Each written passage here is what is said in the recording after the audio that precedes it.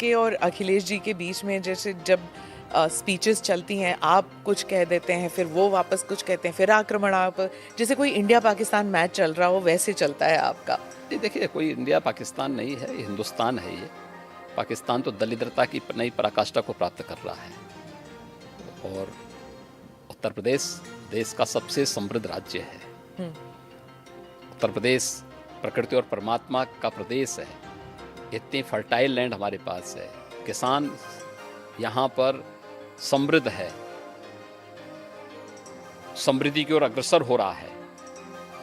इसलिए उत्तर प्रदेश के किसी भी पक्ष को, चाहे वह सत्ता पक्ष हो या विपक्ष हो, पाकिस्तान से उसकी तुलना नहीं होनी चाहिए। इंडिया के बारे में आप क्या कहते हैं? INDIA जो विपक्ष का बना है। वह इंडिया नहीं बोलना चाहिए।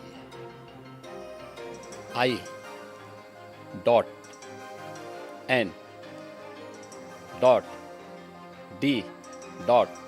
हर एक उसमें डॉट डॉट डॉट लग गया उसका। तो चोला बदलने से पिछले कर्मों से मुक्ति नहीं मिल जाएगी। जनता तो पुराने करामातों को देख रही है। वो करामात यूपीए का हो, कांग्रेस का हो, सपा का हो, या फिर जो और लोग हैं, आम आदमी पार्टी का है, क्या कदर मचा रखी है इन लोगों ने। टीएमसी का हो या जो भी, सब की एक जैसी स्थिति है। तो इसलिए ये लोग चोला बदल करके देश को भ्रमित करना चाहते हैं। देश की जनता लोकतांत्रिक दृष्टि से बहुत परिपक्व है। आपको नहीं लगता कि जैसे विपक्ष कह रही कि बीजेपी डर गई जब ये INDIA का गठन हुआ, तो वो डर के मारे एनडीए को फिर से उजागर करने की कोशिश कर रहे हैं? कैप्टन कौन है? हमारे कैप्टन तो मोदी जी हैं। Team BJP, team NDA, team India के कैप्टन के रूप में देश को नेतृत्व दे रहे हैं। सभी बीजेपी से जुड़े हुए सभी दल, जितने भी हमारे एलाइज हैं, वे सब एक नेता के रूप में। एनडीए ने जो अपना मैनिफेस्टो तैयार किया है, कॉमन मिनिमम प्रोग्राम अपना जो तय किया है, पिछले 9 वर्षों के अंदर वह प्रभावी ढंग से लागू हुआ है। सामाजिक न्याय बोलने से और भाषण करने से सामाजिक न्याय आ जाएगा? सामाजिक न्याय, परिवारवाद, जातिवाद, यही सामाजिक न्याय है। उस गरीब के घर में शौचालय बने, उस गरीब को मकान मिले, उस गरीब को राशन मिले, उस गरीब को स्वास्थ्य की सुविधा मिले, उस युवा को रोजगार की व्यवस्था हो, उस किसान के जीवन में भी खुशहाली आए, उस महिला को भी सुरक्षा के साथ, सम्मान के साथ जीने का अधिकार मिले। किसने रोका था यूपीए को? किसने रोका था यूपी में समाजवादी पार्टी को? किसने रोका था वेस्ट बंगाल में इतने दिनों से टीएमसी की गवर्नमेंट है? किसने रोका है वहां पे? क्यों वहां माताएं रो रही हैं? क्यों वहां बेटियां अपने आप को सुरक्षित महसूस कर रही हैं? आखिर क्यों नहीं कांग्रेस ने 60 वर्षों में जिन 4 करोड़ गरीबों को मोदी जी ने मकान दिए हैं, किसने रोका था कांग्रेस को देने से? किसने रोका था 12 करोड़ गरीबों को शौचालय देने से? 10 करोड़ गरीबों को आज जो उज्ज्वला योजना की फ्री में सिलेंडर मिले हैं, किसने रोका था? ये हाथ में स्मार्टफोन और टैबलेट पकड़े हुए आज का हमारा स्मार्ट युवा, स्मार्ट बनाने से इसको रोका किसने आजादी के बाद 60 वर्षों तक? ये कांग्रेस। यही तो कर रहे थे लोग। देश को लोकतंत्र के नाम पे जड़ता पैदा की थी इन लोगों ने, जातिवाद को बढ़ावा दिया था, परिवारवाद को आगे बढ़ाया था। आज मोदी जी के नेतृत्व में पिछले 9 वर्ष में देश में क्रांतिकारी परिवर्तन हुआ है, ऐतिहासिक परिवर्तन हुआ है। दुनिया आज भारत की तरफ देख रही है, भारत के प्रति दुनिया के नजरिए बदले हैं। इन चीजों को भी तो इनको समझना चाहिए। आपने कहा था कि आपके राज्य में अब युवाओं के हाथ में, एक हाथ में, पहले हाथ में तमंचा हुआ करता था, अब टैबलेट है। तो आप तमंचा किसके बारे में बात कर रहे थे? सपा शासन? सपा के सरकार में यही होता था, क्योंकि कोई रोजगार तो होता नहीं था। नौकरियां निकली तो सत्ता से जुड़े हुए दलाल बैग लेकर के प्रदेश में घूमने निकल जाते थे वसूली में। सबकी पर्चियां जाती थी, फिर उसी के हिसाब से नियुक्तियां होती थी, फिर न्यायालय उसमें रोक लगाती थी।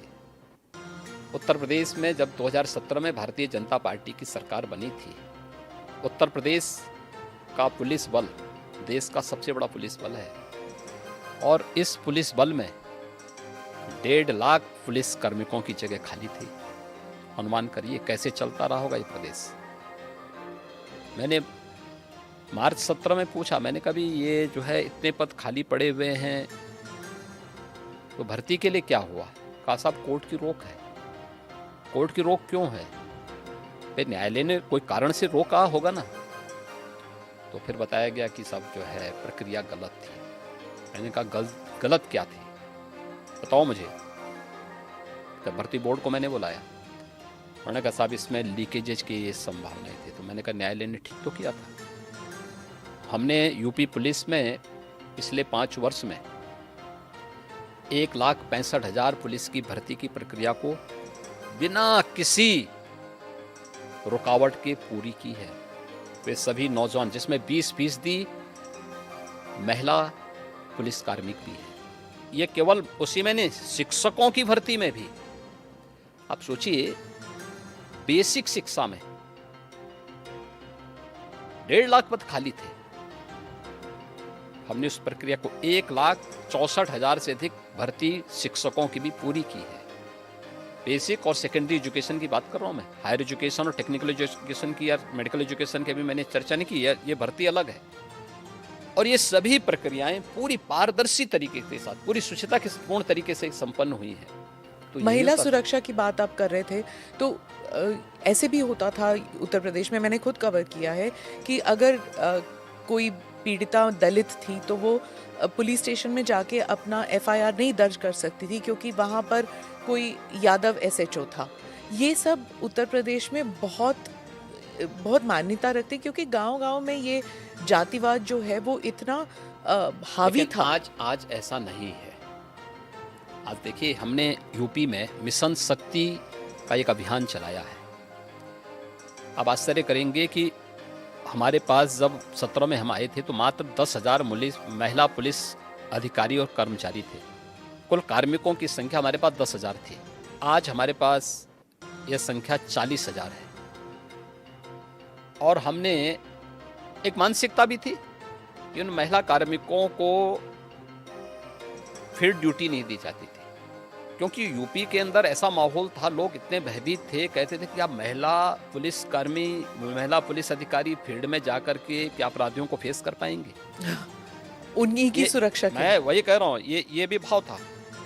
तो मुझे जब इस प्रतिवेदन मिले कि हम भी फील्ड में, महिला कार्मिकों ने मुझे इस बात को कहा कि हम भी फील्ड में ड्यूटी करना चाहते हैं, मैंने कहा एकदम इनको ड्यूटी मिलनी चाहिए। तो फिर ये हुआ कि कैसे इसको किया जा सकता। हमने एक मिशन शक्ति का एक अभियान प्रारंभ किया। ये अभियान चल रहा है और इसमें सफलतापूर्वक चल रहा है, जिसमें मैंने हर महिला कांस्टेबल को महिला बीट अधिकारी के रूप में नामित किया है।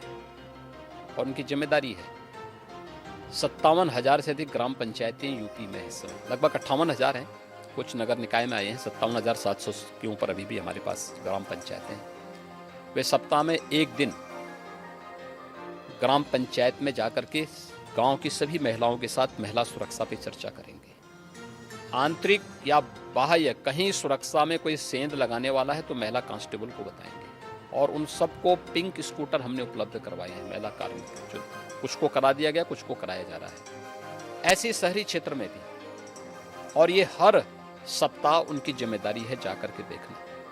आज आप देख रहे होंगे महिला यहाँ की बेटियां आज पढ़ने के लिए बाहर हॉस्टल में नहीं रहती, आज यूपी में ही अपने कॉलेज में एडमिशन कराती हैं, घर से जाती हैं, अपने माँ बाप के साए में रह करके पढ़ाई कर रही हैं। आज उनके सामने कोई भय नहीं। और अगर किसी ने महिला सुरक्षा में सेंध लगाने का प्रयास किया तो कठोरतापूर्वक वे बेटियां स्वयं निपट लेती हैं फिर उनसे। के माहौल हमें पैदा करना पड़ेगा। भाई ये जो INDI ग्रुपिंग बनी है, ये महिला सुरक्षा 2024 तक महिला सुरक्षा को एक बहुत बड़ा इशू बनाएगी, क्योंकि मणिपुर में जो गैंग रेप जो मसला हुआ था उसको लेकर कहेगी कि मोदी सरकार बेटी बचाओ बेटी पढ़ाओ ज़रूर कहती है, लेकिन महिला सुरक्षित नहीं है और मणिपुर का किस्सा उठाएगी। तो तब आप बैकफुट पे तो चले गए ना, क्योंकि कैसे एक्सप्लेन कर सकेंगे? देखिए, एक बात हम सबको समझनी होगी, भारत की लोकतांत्रिक व्यवस्था में हर संवैधानिक संस्था